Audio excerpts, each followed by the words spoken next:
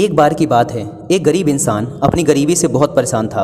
अपनी गरीबी की वजह से वह अपने पत्नी व 2 बच्चों के परिवार को भी ठीक तरह से संभाल नहीं पा रहा था। उसके लिए अपने परिवार के लिए 2 टाइम का भोजन जुटा पाना भी मुश्किल हो रहा था। वह अपनी ऐसी ज़िंदगी से तंग आ चुका था। इस गरीबी और लाचारी ने उसके दिमाग में उथल पुथल मचा दी थी। अपनी इस समस्याओं से बचने के लिए उसने घर छोड़कर भाग जाने का निर्णय लिया और एक रात वह चुपचाप अपना घर परिवार छोड़कर चला गया। उसे यह नहीं पता था कि उसे कहाँ जाना है। वह बस चलता जा रहा था। चलते चलते जब वह एक नदी के किनारे पहुंचा तो उसने देखा कि वहाँ महात्मा बुद्ध अपने शिष्यों के साथ डेरा डाले हुए हैं। यह देखकर उसने निर्णय लिया कि वह सन्यासी बन जाएगा और महात्मा बुद्ध का शिष्य बनकर उनके साथ ही विचरण करेगा।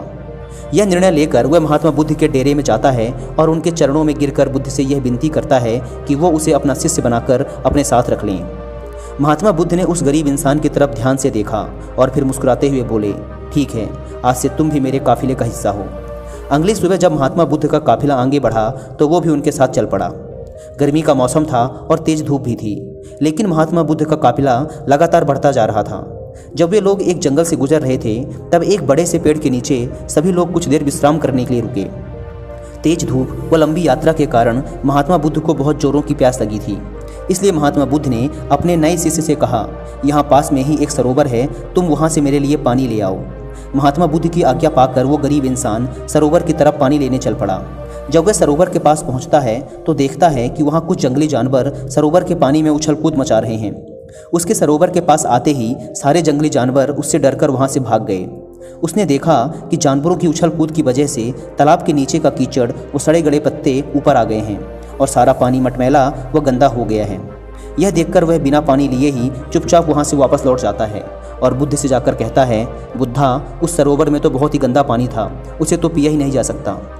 शिष्य की बात सुनकर बुद्ध कुछ देर तक तो शांत रहे, लेकिन थोड़ी ही देर बाद उसे बुलाकर कहा, जाओ उसी सरोवर से पानी ले आओ। महात्मा बुद्ध का यह आदेश सुनकर वह शिष्य पानी लेने तो चल पड़ा, लेकिन अपने मन में यही सोचता जा रहा था कि महात्मा बुद्ध इतने गंदे पानी को पिएंगे कैसे। लेकिन जब वह सरोवर के पास पहुंचता है तो यह देखकर चकित रह जाता है कि सरोवर का पानी एकदम साफ और निर्मल हो चुका है। वह सरोवर का पानी लेकर महात्मा बुद्ध के पास जाता है और उनसे पूछता है कि थोड़ी ही देर में सरोवर का पानी इतना साफ कैसे हो गया। तब भगवान बुद्ध ने उसे समझाते हुए कहा, जब जानवर पानी में उछल कूद मचा रहे थे तब सरोवर का कीचड़ उभर आया था, परंतु कुछ देर शांत रहने पर कीचड़ फिर से नीचे बैठ गया और सरोवर का पानी फिर से साफ व निर्मल हो गया। इसी प्रकार हमारे मन के साथ भी यही होता है। जीवन की भाग दौड़, समस्याएं व मन की अशांति हमारे दिमाग में उथल पुथल मचा देती है और तब हम जल्दबाजी में गलत निर्णय ले लेते हैं।